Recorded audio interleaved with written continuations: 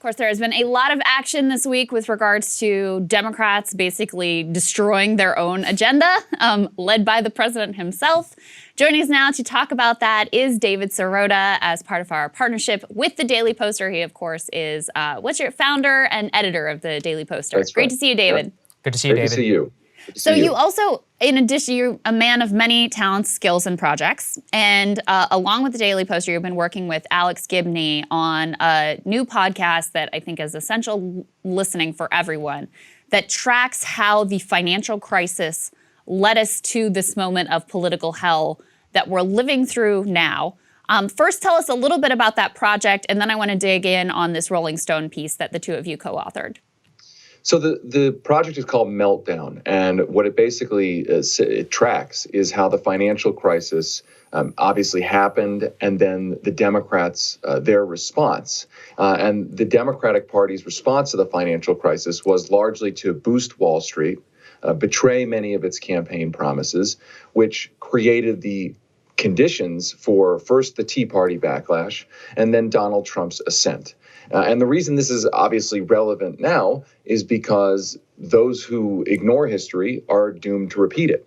The idea being that when you promise voters help and then you don't deliver that help, you should expect that there's going to be a right-wing opportunist there to try to take advantage. And that's why it's such a cautionary tale right now, because as you alluded to in the intro, that seems to be what's happening right now as Democrats continue to pare back their agenda, continue to leak out headlines of them betraying their promises to expand Medicare, promises for paid leave, previously promises for a $15 minimum wage. And it's like the party doesn't seem to remember even its most recent history.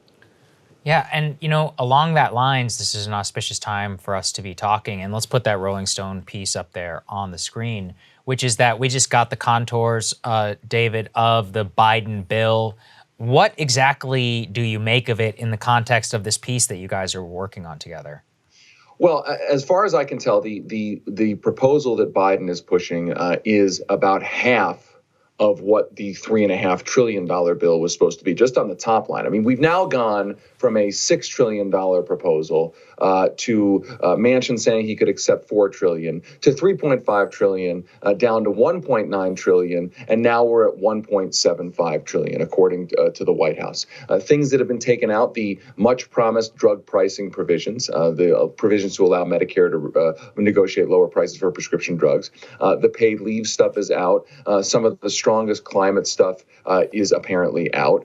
Some of this is still being negotiated. But the point is that the overall contours are a party that is facing an intransigent Republican opposition that does have control of Congress, is using its control of Congress to publicly pare back its own promises at a time when people are desperate for help. And this sounds familiar because this is what happened in 2009 and 2010 to incredibly disastrous consequences, not just on the policy for Americans, but politically for the Democratic Party itself. And so what we lay out in the Rolling Stone piece it's a piece of the podcast series Meltdown, which is to say that when you do this, you are undermining not only the economic policies that need to happen, but you are undermining potentially Americans' faith in democracy. I think we forget that there's a connection between economics and democracy, that if you keep going out and promising people you're going to deliver specific economic help to them,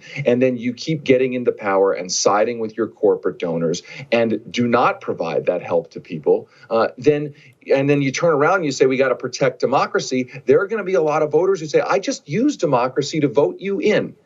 And you promised me things, and you didn't deliver on those promises. You bailed out on those promises. Why should I care much about democracy? That's the problem here. Yeah, we covered an extraordinary clip of Obama campaigning for the Democrat who's running for governor of New Jersey, where, I don't know if you saw this, David, but his whole pitch was basically like, look, I didn't do everything people wanted. And, I really let people down. And then lo and behold, they didn't show up to vote for me. And instead of being like, maybe I should have done better, it was like, how could you do that to us? And don't make that mistake again. Look, this guy, he's not going to deliver for you really either, but you should still go out and vote for him. I mean, I always think back to his signature line when he would say, oh, the Republicans are bad or whatever on the trail, and people would boo. He'd say, don't boo, vote. Yeah. And then people do, and they did. They voted since 2006 on prescription drug reform for Medicare to be able to negotiate with drug companies to lower prices. Democrats have been promising this for well over a decade now. Time after time, it's wildly popular. Even people like Kirsten Sinema campaign on this crap. What are voters supposed to do with that information when it's like, we told you not only do we want this, we told you it's one of our top priorities. You said you're going to do it. We voted you into office. And then even on this most basic, obvious, easy reform, you can't do it. Like, what are people supposed to do with that? Right. And then they go out and they say, we have a crisis of democracy. Please elect us to protect democracy. And lots of voters, it's not to say that lots of voters want to see democracy trampled, voting rights trampled, but it is to say that lots of people may say, I'm not going to turn out at the polls. I'm not going to use democratic institutions. I don't really care if democratic institutions are curtailed and limited. I mean, that's the sentiment that can grow out of a political system that continues to be a boot to the face of the working class. And so what we're seeing right now is another example. Biden and the Democrats got into power making specific promises, and they have spent months generating headlines that are about paring back and betraying those promises, sending a message to voters over and over and over again. Your vote doesn't matter. And so I think that a lot of Democrats have not connected in their mind, Democrats in Washington, they haven't connected in their mind the assault on democracy, the erosion of democracy, with their responsibility to actually deliver for people when people vote for them on specific campaign promises. Yeah. And so, I mean, in the context of all of this, what do you think they should do on this bill, David? Would they be better off with nothing? Well, look, I think that there are still negotiations happening, but I would say this, that the House progressives still have the same leverage that they have had throughout this whole process. They have leverage to say we are not voting for something unless it includes an agenda that we make clear. The problem has been, I keep saying this, the problem has been that they have refused to say what their red lines are. Joe Manchin and Sinema have been making headlines for weeks with all sorts of red lines. They got 25 or 50 red lines that they keep manufacturing. The House progressives haven't, as far as I can tell, have not laid down one single red line, meaning we will not vote for a bill unless it includes X, Y, and Z. So the question is, are there any red lines at all for House progressives? Is there anything they're willing to draw a line on? I think that if they can't draw a red line, it is a pretty pathetic commentary. But I also think if they can figure out which red lines their entire caucus agrees on, they can draw those lines and make those demands with as much agency as Sinema and Manchin have made their demands with. Yeah. David, based on your knowledge of Senator Sanders, having known him for a long time, obviously worked quite a bit with him, he has really committed himself to expanding Medicare to include vision, dental, hearing. According to this framework, and we should say we're recording this on Thursday, so we're reading the reports of what's going to be in it, but we haven't actually listened to Biden's speech yet. According to those reports, vision and dental are out, but hearing is in. Do you think that Senator Sanders would support a bill that only has the hearing expansion as part of the Medicare benefit expansion? Well, first of all, there's an interesting question: is when did eyes and teeth become not part of the human body? I mean, when was that decision made? I mean, what kind of a Washington decision is that? It kind of reminds me of ketchup being a vegetable. It's on that level, but even more ridiculous.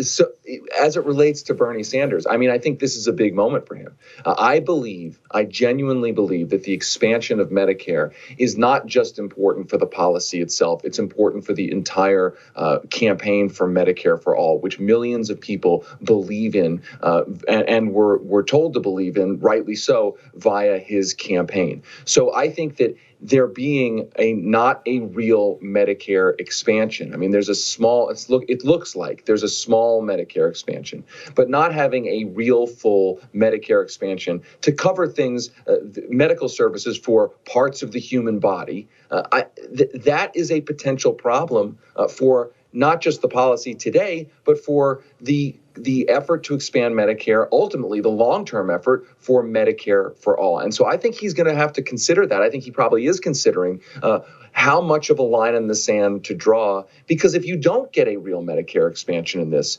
you're essentially saying that we can't even expand Medicare to cover teeth and eyes, parts of the human body, existing Medicare for existing recipients. What are we really saying about the prospect for expanding it generally? That's why I think this particular part of the fight is so important. Yeah, well said. So a lot of bad news, but we do have a little glimmer of good news for our people and for your people, of which I'm sure there is some overlap, which is that as part of our continuing partnership with the Daily Poster, you are offering to our subscribers, our premium subscribers, a discount to the Daily Poster. Mm-hmm. And we are also offering to your subscribers a discount to become premium subs to Breaking Points. You're going to send out an email, I think, with the link to your people. We're going to send out an email with a link to our people, so you can become a Daily Poster subscriber for 20% off, significant discount, and get first access to the incredible journalism that you guys are doing over there. So again, if you're a premium subscriber for us, you're going to get that link in your email box. There you go. Thanks, David. We really appreciate it. Thanks for the partnership. Thanks for all of your work. Really appreciate it. Back you 100%. Thanks, man. Hey, guys. Thanks so much for watching. That's right. Just as a reminder, you can become a premium subscriber today. Watch the full show completely uncut. Our reactions to each other's monologues. You get to listen to it. You get to ask us questions. All that good stuff. Link is right there in the description or at breakingpoints.com. Best of all, great way to say screw you to the mainstream media.